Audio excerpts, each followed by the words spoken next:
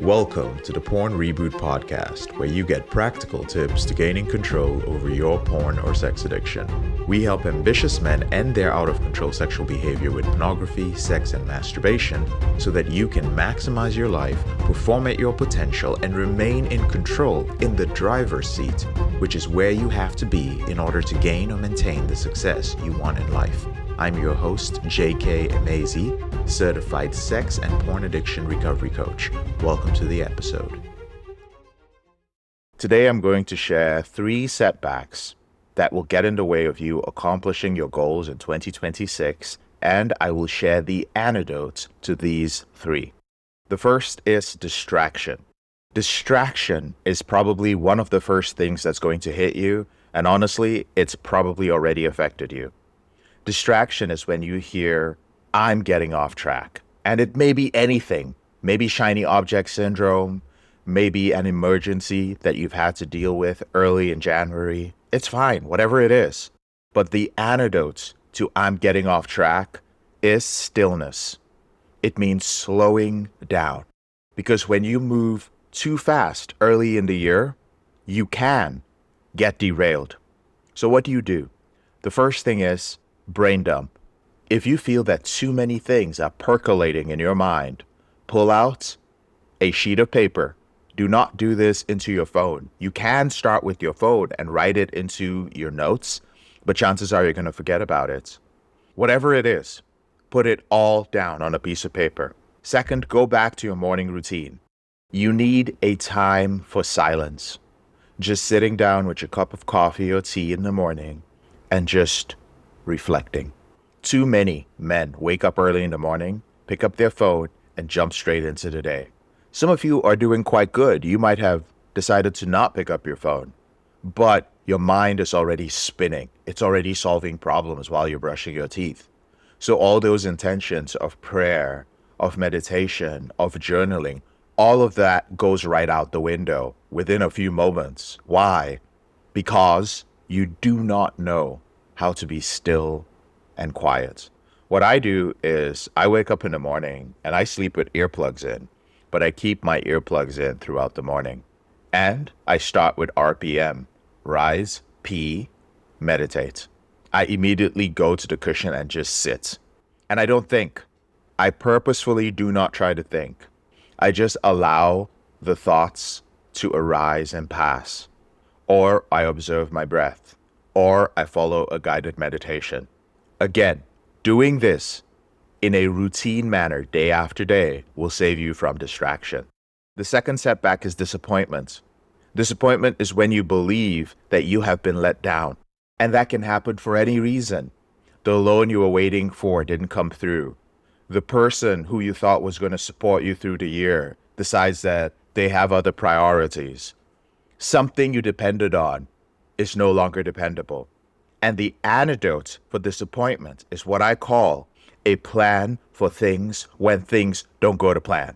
I'll say it again. The antidote is a plan for things when things don't go to plan. What does this mean? It means that you have to accept that everything is going to go to shit. One of my mentors used to say that one of something is never good. One business is never good. One car, never good if you live in a place where you need to commute. One bank account, never good. You always need to have the plan for when things don't go to plan. And it's just sitting ready. You hopefully never have to access it. You are fully 100% focused on your main plan. But if something goes wrong, you're not going to be caught with your pants down, not knowing what to do. That is the antidote for disappointment. But there's a second one. And that is forgiving yourself. I find that many men, when you let yourself down, or when you feel that someone else has let you down, you beat yourself up. I knew I shouldn't have trusted them. I knew I shouldn't have depended on them. That's on me. I always do this. I do this every year. I start the year thinking that this is going to be the year that I do something, but it isn't. Forgive yourself, brother. You are human. You are not supposed to be perfect. Trust me, there is nobody out there that is perfect. Nobody. There is nobody. Everybody else out there is giving you the illusion of perfection. And I'm saying even I think I'm pretty open about where I screw up all the time. But sometimes people assume, oh, that JK must have his shit together. My shit is so not together. But I am able to forgive myself because forgiving myself allows me to continue with the journey quicker. Not forgiving myself keeps me stewing, compounds my losses, brings up negativity. And when I'm able to forgive myself and get up faster, it gives the illusion over time of perfection. So you must bake in your forgiveness. I have a plan for when things don't go to plan. I forgive myself for things that didn't happen or for blaming myself. I forgive myself for blaming another person, and you move on. The third setback is discouragement. And discouragement happens, or rather, it feels like when whatever it is you want looks further away and it looks harder than you thought it would be. I'll give you guys an example. I woke up this morning at 1:30 something a.m. and I was like, oh my God, after my morning routine, I'm going to do so much between now and 6 a.m. It is 6 a.m. exactly at this moment. I thought I was going to record podcasts, do some writing, post some stuff on social media, have a meeting with my CFO, do some stuff for a country where I run another business. Like, there were so many things. I was so hopeful. Y'all, I am still here recording the podcasts. And in fact, I am short by about 3 podcast episodes. So again, 1:30 till 6 a.m. So all the things I wanted to do, they look further away and harder than I thought they were going to be because I have other important business appointments today. And I thought that I would get a massive jump on everything by waking up at 1:30 a.m. But that's not going to happen now. So what is the antidote? The antidote is perspective. You need to see the big picture. And it's tough to see what's happening around you. So you have to step away from yourself. I have to, for instance, look at my entire week and ask myself, okay, well, what's the benefit of knocking out all these podcasts today instead of doing all the other things? Well, that means I don't have to record them later on. I'm doing all of them now, and I don't have to find out later that it's going to be harder than I thought it was because I've already done the hard thing, and I'll be prepared next time it's time to record a podcast. I can also look at my week, which I will, to find out how many blocks of time I have realistically to do some of the other things that I plan to do this morning. You must have perspective. You must look at the big picture. Now, on the other hand, I could not look at the big picture. I could just feel pissed off. Like, God damn it. Like, there's no fucking way I can do all this shit this week. This is insane. I'm supposed to be off this week. Like, I really thought I could do this and get to the appointments. Now all these things are going to be hanging over my head. Oh my God. It's just so fucking hard, man. Like, and then I would blame somebody for it. That's an option. But I'm no longer that sort of man. I've chosen not to be that type of man. And how do you do that? You do that by understanding the antidotes to these 3 setbacks. These are the only 3 things, brother, that are going to get in the way of you accomplishing your goals in 2026. Let's do a quick recap.